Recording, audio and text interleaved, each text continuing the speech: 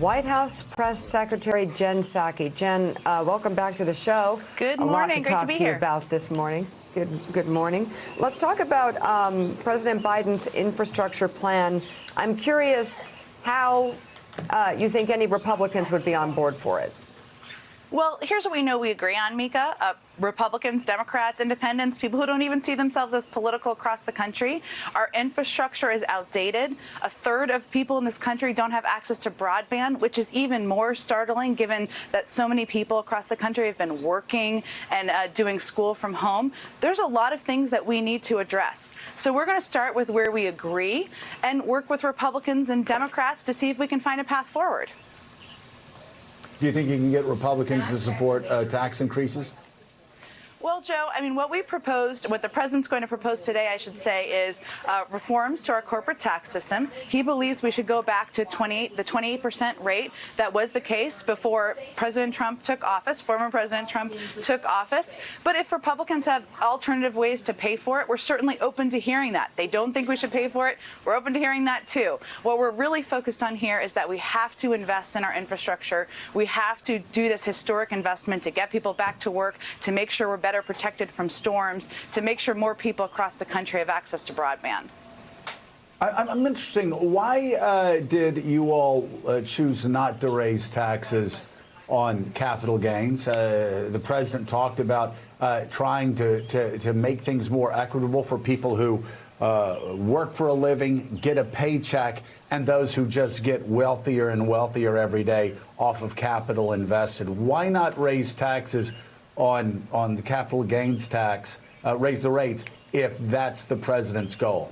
Well, you're absolutely right. And as you all know, and as you guys covered a lot, he talked about that on the campaign trail. This is a two-step proposal. So today he'll talk about the American Jobs Plan, which is focused on infrastructure. In a couple of weeks, he's going to focus on or announce some more proposals to invest in health care and child care, take steps to bring more women back into the workforce. He'll have more proposals there, more tax proposals to make the tax code more fair. So today's proposal, pay-fors, are really focused on the corporate side, but there'll be more to come in a couple of weeks. Jen, we try to get young, up-and-coming reporters on the show to ask questions to give them their lucky break. Yeah. We have a young kid from Boston, real whippersnapper, a redhead from Boston named Jonathan Lemire. He has a question for you. I've never seen that guy before, except in the briefing room. Almost a couple times a week. Good morning, Jen. Nice to see you. I wanted to really ask you about Major Biden. No, just kidding.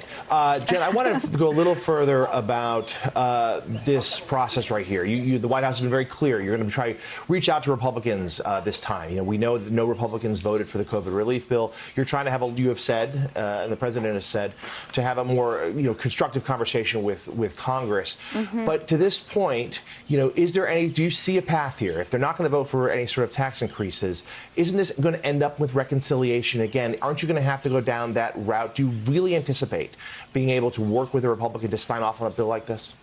Well, we're not quite there in the process yet. But what I will tell you is that yesterday, when we were kind of reaching out to people on the Hill and governors and mayors, our team spoke with the chairs and ranking members, Democrats and Republicans, because having this conversation is an important part of what we're doing. And I'm sure the president will have people here to the White House to talk about infrastructure as he has in the past. But I think, Jonathan, the key thing here is that the president feels it's important to propose how we would pay for this. So that's what he's going to do in his plan. But we're welcoming ideas. If people have ideas Republicans have ideas, other Democrats have ideas on different ways to pay for this package, on different ways to achieve the goals, we're very open to that. So I think that will be a part of the process as well. The American Rescue Plan was a little bit different because it was an emergency. It was addressing an emergency that we're still fighting our way through, right? Getting the pandemic under control, putting people back to work. This is a big jobs bill, but we have a little bit more time to negotiate, to have discussions, to hear if people have better ideas on either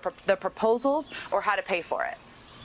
Hey, Jen, it's Willie Geist. Good to see you this morning. We just a few minutes ago got potentially massive news about a vaccine for kids. Yeah. BioNTech and Pfizer announcing that its trial of 12 to 15-year-olds showed a vaccine 100% effective, and going a step further, the CEO of Pfizer saying they hope to have it ready before the fall so that kids could get vaccinated and schools could be opened up.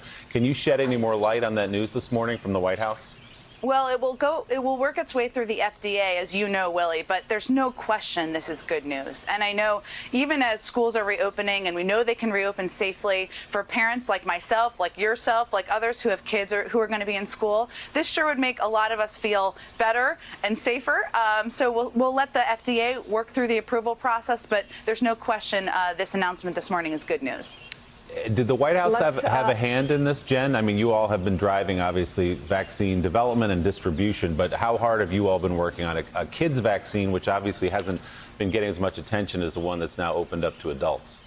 You're right. Well, one of the reasons that we purchased the number of supply, the huge amount of supply that we did, is because we want to wait for the FDA to go through the approval process and see what's most effective with kids so that we can use that to implement and distribute as quickly as possible. So I wouldn't say we've been involved in it as much as we have been watching and encouraged by the process that a lot of these companies are undergoing to do studies. They'll have to go through FDA approval processes, and then we'll be ready to distribute when it works its way through that process. All right, let's go to Erin Haynes for the next question. Erin? Hi, Erin. Hi, Jen. Good morning. Listen, I want to ask, because we know that the economic impact of this pandemic was unequal. And so looking ahead to this recovery, a couple of questions for you in terms of how this plan addresses the administration's declared priority of racial equity and addressing racial inequity.